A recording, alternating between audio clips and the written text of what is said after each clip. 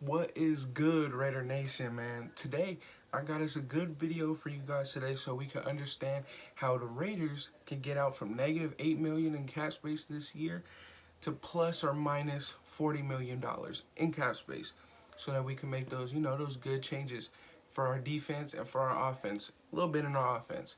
Let's get into it. All right. Number one, the big name we already know the Raiders said that they were going to move on from is Tyrell Williams. He's going to save us 11.6 or $11.7 million in cap space. And that alone, that one move already takes us back into the positive. So that's great. That's great. Everything after Tyrell Williams, everybody we cut after that, just adds and adds and adds to our further future cap space. All right. And, Tyrell Williams, once a Raider's always a Raider. We're going to miss you. But, the same thing with other people that we're going to talk about later on. Just couldn't stay healthy, man. Just couldn't stay healthy. And like Grun says, best ability is availability. So that's how it had to end. Sorry, Tyrell. Number two today is Trent Brown. We all, during the season, we were all saying it, some before others. He missed too many games, man. And, John Gruden does talk him up, praises him a lot about his ability. Because when healthy, when in shape, he is an elite player. He is an elite player. And I do agree with that, If he was a guy that played 25 out of 32 games, I'd understand why you'd be paying him that $14 million a year. But we're talking about he's only played 50% of his games once entering the silver and black, and that hurts us a lot. That money could be going to much needed players on defense. And if the Raiders, there is reports that we are shopping him around at the moment. I believe if the Raiders can get a third-round pick, let's go. That I feel like a second could be too steep because the other NFL franchises in this league, they're not blind. They all see the same things that we see. They see a guy that played elite, left a organization in the Patriots, joined the Raiders, played at a high level, then got really comfortable and didn't have his work ethic as good as how other teams and the Raiders how the Raiders wanted him to work out. And they all see the same thing. A guy that's supposed to be listed at 375 to 380 goes up to 400 pounds. Multiple injuries. Can't get on the field. Can't stay on the field when he is on the field. So I believe a third-round pick. I think that there's a lot of value in a third-round pick. There's players on our team that are starters that are third-round picks. So I think if we can get a third-round pick out of Trent Brown, I'd say let's part ways. But if not, we could see him restructuring his contract, although I don't think he's that kind of person that would want to do that. But we'll see. Next person, third person, Marcus Mariota. Marcus Mariota, he showed flashes in that Chargers game. And, we all, at the moment, got excited because we saw, man, this John Gruden offense clicks really well, like a well-oiled machine with a mobile quarterback in it. And I feel like that all got us excited, and we kind of started to think like, man, do we need DC? Can Marcus Mariota be our guy? But he didn't miss too many throws in that game, and I was impressed. But then there was times where we seen him just completely throw a pass that it just wasn't a smart throw. I mean, could have easily been picked off by the corner on the right side, and it was just a bad ball. And you don't see DC throw those. And I think to have a $11.6 million backup, I understand he was the best backup in the NFL last year. And I understand having a great backup is very important. Injuries happen. But for $11.6 million, if we don't find a trade partner, which I think we could,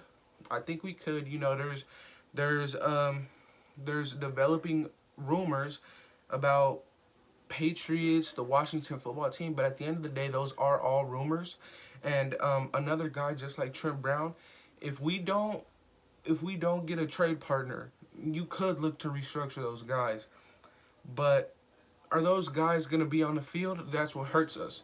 So Marcus Mariota, I feel like we end up trading him maybe for a third. I'd take a third-round pick as well for Marcus Mariota, whether it's the Washington football team or if it's the Patriots. I'd take either a third-round pick, second-round pick, again, with the Trent Brown situation. I think it's too steep for a guy like Mariota. A fourth-round pick, I'd understand if we traded him for that. There's a lot of value in the fourth round. But yeah, I think Marcus Mariota should be a guy that we should look for in trading. That's what I just feel like. All right. Next, Lamarcus Joyner. He's an interesting situation because unlike Trent Brown and Marcus Mariota, we're not going to find a trade partner for Lamarcus Joyner. You know, it just won't happen. And it was that, you know, he's getting paid $9.6 million. And if we cut him, we actually would not get $9.6 million saved. We would only save around $7 million because he has a $2.5 million cap hit.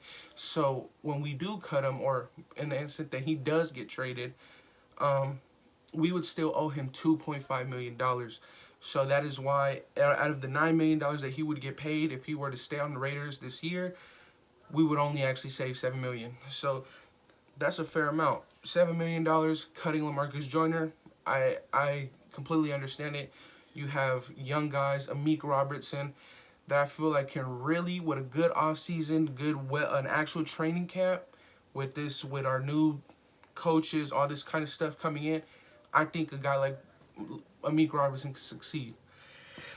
These aren't the last two, but two guys that I do want to talk about, because I do feel like if we were to let go of Trent, let go of Gabe, let go of Incognito if he were to retire, I feel like that is too many hits for our offensive line.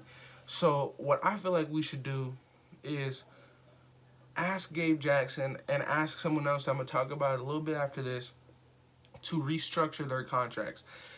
A guy like Gabe Jackson is going to be making $9.6 million this year. And he showed us that he can stay healthy, and he showed us that he can compete at a high level. And I agree. I love Gabe Jackson. I do want him to stay.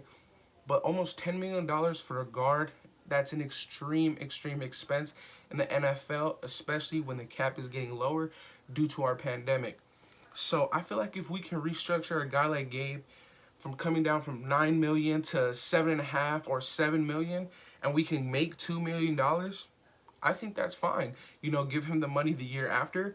I think that's fine. I think we should try and, you know, get in contact with a guy like Gabe Jackson and request, you know, a team-friendly, you know, ask and restructure on his contract for coming down from 9.6 this year. Instead of 9.6, he'll get around $7.5 or $7 million.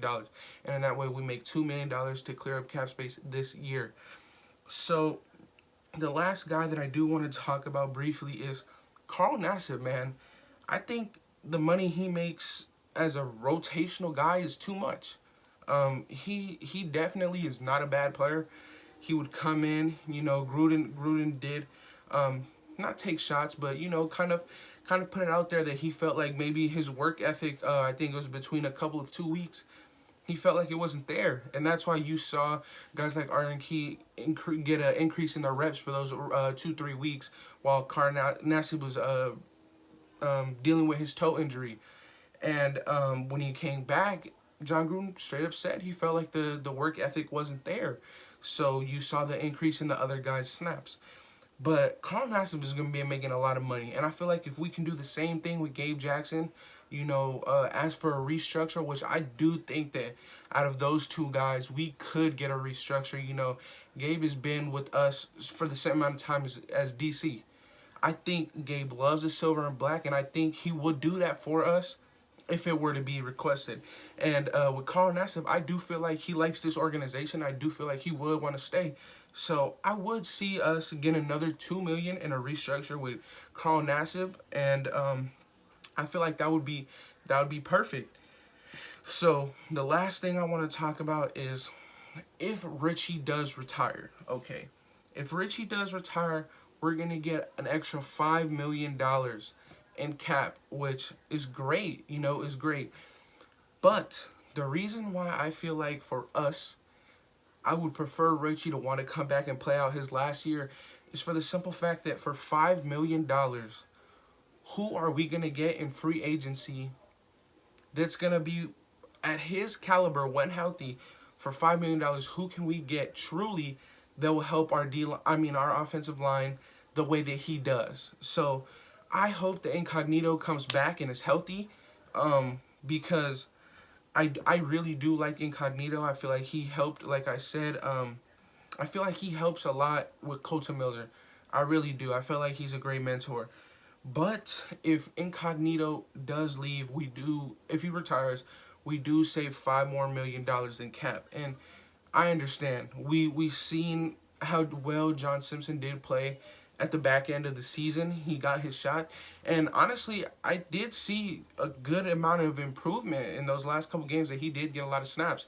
I do like John Simpson. I don't think that we should just be drafting guys in the 4th round to just ride the bench or ride the rotational. Let's say if someone gets injured, I think that if in the 4th round, if you pick up a lineman, I feel like you pick that person up because in 1 to 2 years you believe that they can be starters. And John Simpson was kind of excelled into a role where he had to start, but I don't feel like he performed bad. And if next year Incognito does leave, I feel like Colton Miller has enough experience now, and Rodney Hudson has years of experience.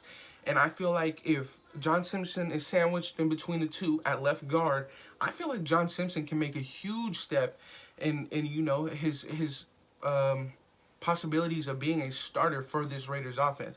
But that's only if Incognito does retire due to injuries and due to age. So now we looked at 6 and 7 players with Incognito that could possibly be cut or traded. So keep in mind, we were -8 with at the beginning of all of this. With Trent Brown, you make $14 million. With Tyrell Williams, you make $11 million. With Marcus Mariota, another $11 million. Lamarcus Joyner, because of his dead cap, you only make $7, but that's fine. With Gabe Jackson, you make $2 million in the future if we do restructure his contract. The same with Carl Nassif.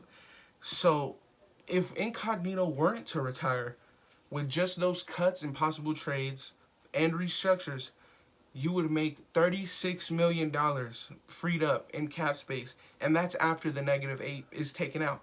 So I think that that's a good price that you can start making moves with free agency, getting players that you believe can help that new defense really excel, because having the 30th or the 29th ranked defense it's hard to watch, as all you guys see. Like, it's almost like we're there watching the games praying for a stop, and you never want to see that. You want to see your defense be able to make stops when your offense really needs to go out and score and win the game.